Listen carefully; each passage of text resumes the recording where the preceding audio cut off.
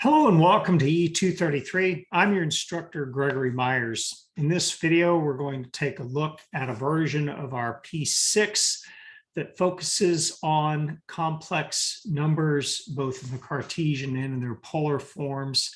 Your current P6 may look a little bit different than this, but are going to have roughly the same concepts. This video assumes a number of things that you have been following along with the fundamentals demo, particularly having looked at things like structures, as well as file IO and also function pointers.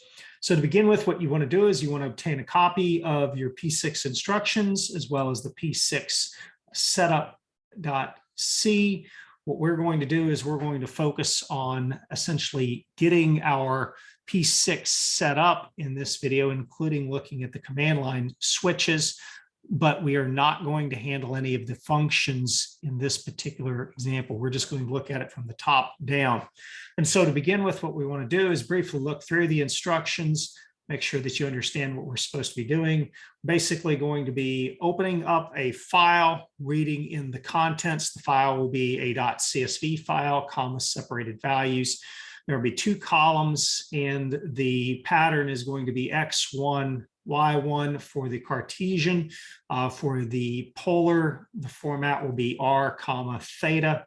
The idea is then we will read in values from two column CSV files, of which there may be multiple, and we'll do some sort of operation, and then we will write the results out to another two column CSV file.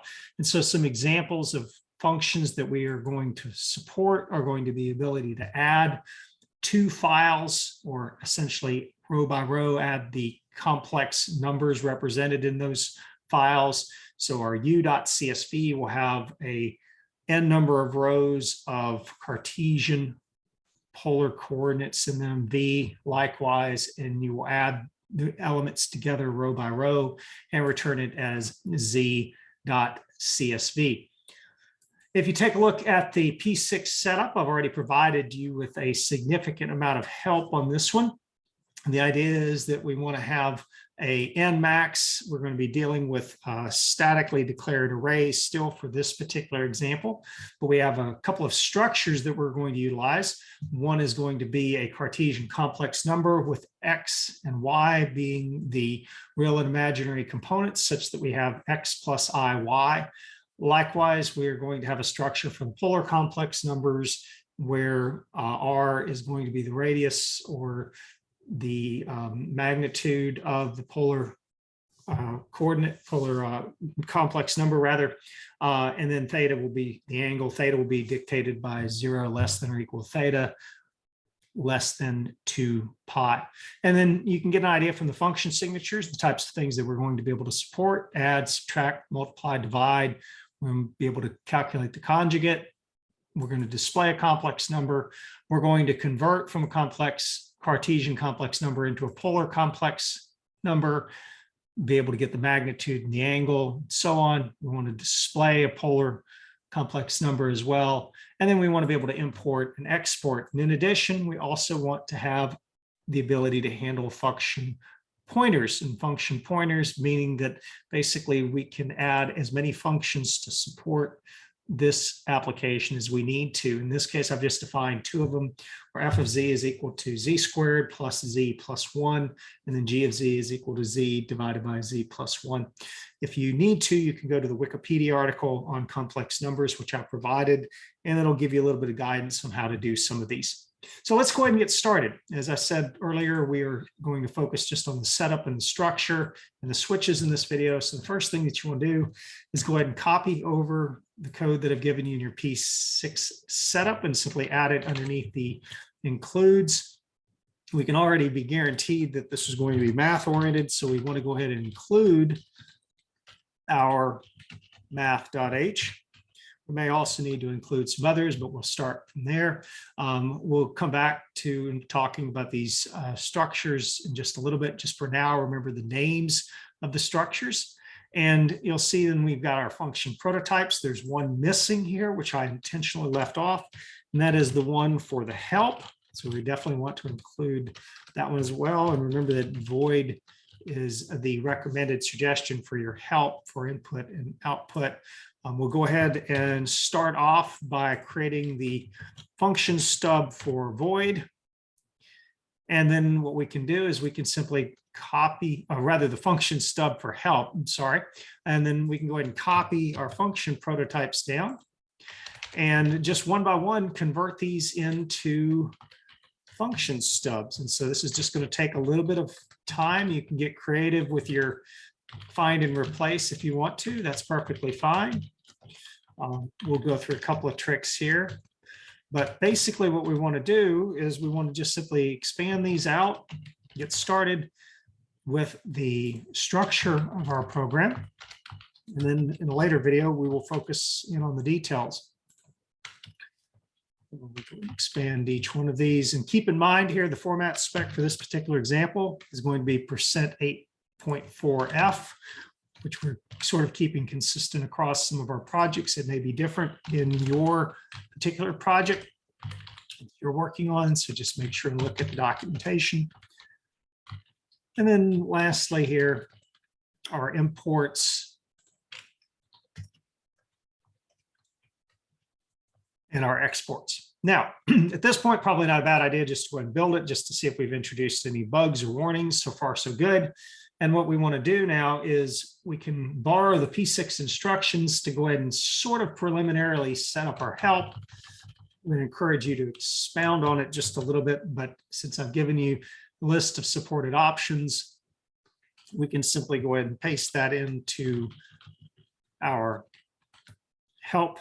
And then what we'll do is we'll do a find and replace to sort of speed this up. And you see I'm going to find and replace the space, asterisk space, with a print F parentheses and then open quotes. And we want to be very careful about this because we could cause quite a bit of havoc here by replacing all. And so you'll see here, I'm just going to selectively go through and get started here. You want to tab some of these over. Actually, I could tab this over as a group. And then what I'll do at the end of each one of these lines, I'll simply add a new line, double quotes, parentheses, and a semicolon. And once again, just very carefully copy and paste. Encourage you to update the help as you get a chance to. This is just to get us started so that we have something working by the end of this video. And then the last thing that we want to do is just to keep in line with the earlier examples is probably put a usage comment up here. And then at this point, then you could probably just improve this a little bit by tabbing this over, just cleaning it up a little bit. So we just want to get our help started. And then what we want to do is we want to focus on the return types for each one of our functions. And so if you have a return type of a complex, or rather a Cartesian complex number, what you want to do is you simply want to declare then that your results variable is of type Cartesian complex number. You want to go ahead and initialize the values for X and for Y to 0. So that way they are a known value. They aren't necessarily correct, but at least they are not garbage, if you would. And then we simply go through and we return our results. And so this does two things. Number one, it guarantees that we have code that compiles, but also it means that we have a valid value. It may not be the correct value, but at least it's not some unexpected value. So at least we'll know we're returning 0 and 0 for our two fields in our structure. So we're basically just initializing our return value. And so we can do this for each one of the Cartesian complex numbers, or at least the functions that return the Cartesian complex numbers. So why don't we go ahead and jump on down here and handle all of those. And then what we can do is we can go back and we can take a look at the other return values. And particularly what we want to do is we want to try to make sure that each one of these functions has a default return value. If you notice here, for instance, our display complex number has an integer. For a display function, it probably doesn't make a whole lot of sense to give a numeric value other than exit success or failure, except under the case in which you actually do some sort of validation of your complex number before trying to display it. And so we'll do the same for our display complex. as well as displaying polar. I probably will go back and update this. As a matter of fact, why don't we go ahead and do this right now? Change this function real quick from display complex. This was intended to be display Cartesian, and I will update this in the snips file, but there's no reason for us to not go ahead and make the change now. So this is just simply going to be display Cartesian, and the other function, of course, is going to be display polar. All right. Now, at this point, then we want to take a look at the other functions. Notice that we have a Cartesian to polar, which the return value is of type polar complex number. So once again, what we'll do is we will declare our results to be of type polar complex number, and then simply initialize the values for R to 0 and initialize the value for theta to be equal to 0. And so those are acceptable default values for this particular function. And then likewise, we do the same thing, except now for a double for the magnitude. So we'll simply say results are going to be equal to 0.0, and then return results.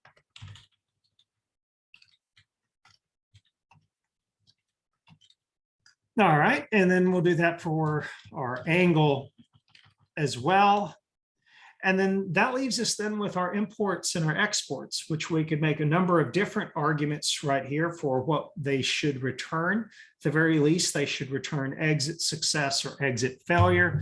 Arguably for the import, you could have it also return the number of rows that were imported or the number of Cartesian complex pairs that were imported, but then that's what the purpose of the passing in by address is. And so in this particular case, our n actually keeps track of how many rows we have imported. So in this case, the logical return value or the logical use of our results is simply to tell whether or not our function has exited successfully or has failed. And so in this case, what we'll do is once again go back to exit success and exit failure.